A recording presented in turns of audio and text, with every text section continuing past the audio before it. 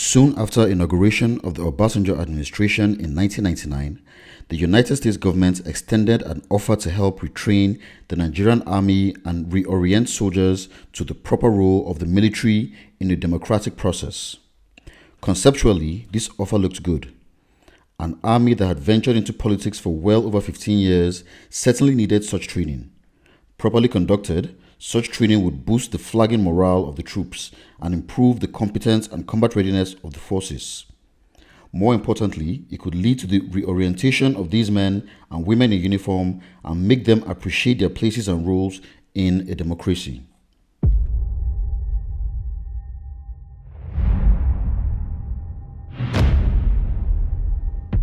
No chief of army staff in his right mind would quarrel with what appeared to be a generous offer from a country genuinely concerned about assisting Nigeria to regain its footing and standing in the community of nations after years of military dictatorship. But the devil, they say, is in the details. The arrangement called for the opening up of our military facilities, institutions, and processes to our foreign instructors. I knew that the arrangement would have long-term implication for both army and the nation. It is no secret that I objected to the terms of the arrangement that had been unwisely accepted by the political leadership.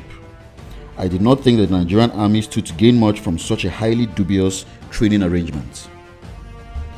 Two key elements of this arrangement troubled me, and I made my views known to my political superiors. First, I considered it out of place for the United States of America to train and educate Nigerians on the dynamics of peacekeeping. Nigeria has a long, rich and successful history of peacekeeping ranging from Congo in the 60s, Lebanon, Liberia and Sierra Leone. We believe we are having good time with our soldiers around here. Yes. You want us to leave them here or we want them to go? Leave them. I sincerely believe that Nigeria was in a better position than most countries in the world, including the United States, to provide a blueprint for peacekeeping efforts. The United States' foray into peacekeeping is recent and has been relatively unsuccessful. Anyone who needed evidence of such failures at that time only had to refer to the American experience in Somalia. Second, granting Americans unfettered access to our military installations would gravely compromise our national security.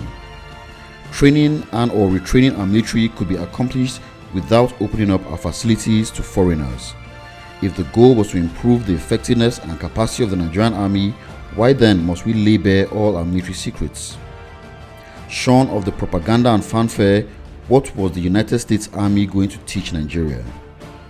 The United States military philosophy, tactics, and orientation differ significantly from those of Nigeria. A military assignment conducted by the United States was often a well-coordinated operation involving all sectors of the military, infantry, air power, and navy. Moreover, the advent of technology had radically altered the way the United States conducted military operations. We do not have the luxury of such sophisticated weaponry. Nigeria, like most developing countries, relies predominantly on ground troops to achieve set objectives, so training by an army with a significantly different philosophy simply did not make sense.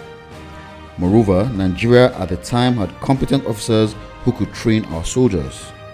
It was a grave indictment on the competence and integrity of our officers to invite foreigners to provide basic training to Nigerian soldiers. I wonder how the dean of a medical school would feel if American doctors were sent to Nigeria to train Nigerian medical doctors on how to treat patients.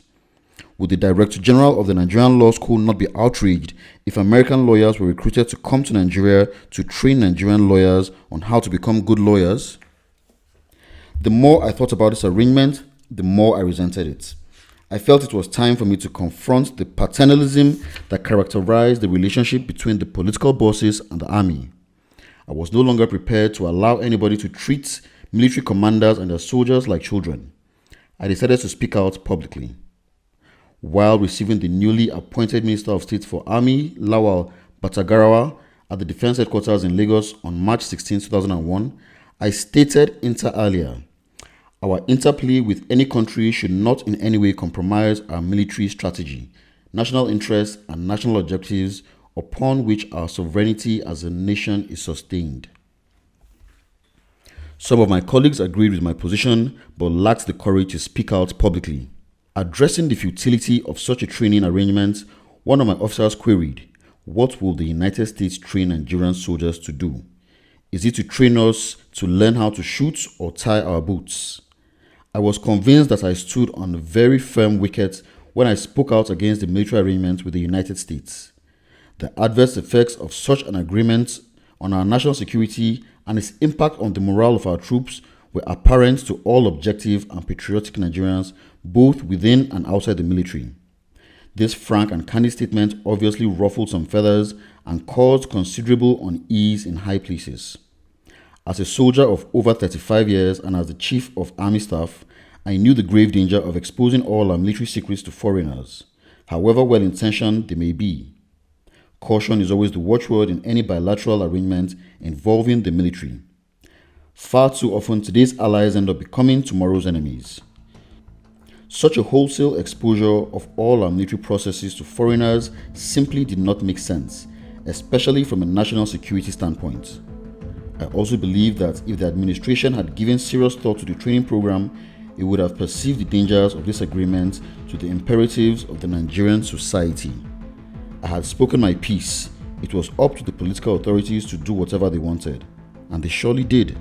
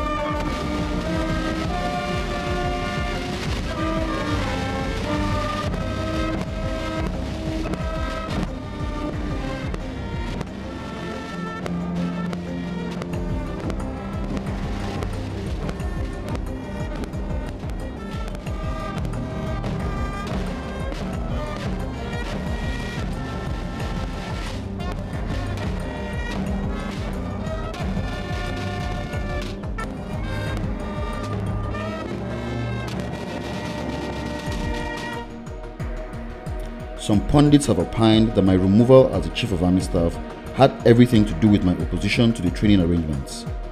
Kayode Fayemi, writing in the Daily newspaper, stated, "Malu is renowned for being outspoken.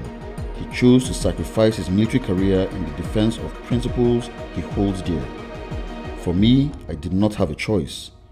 I was in no way prepared to support a policy that threatens to undermine the national security."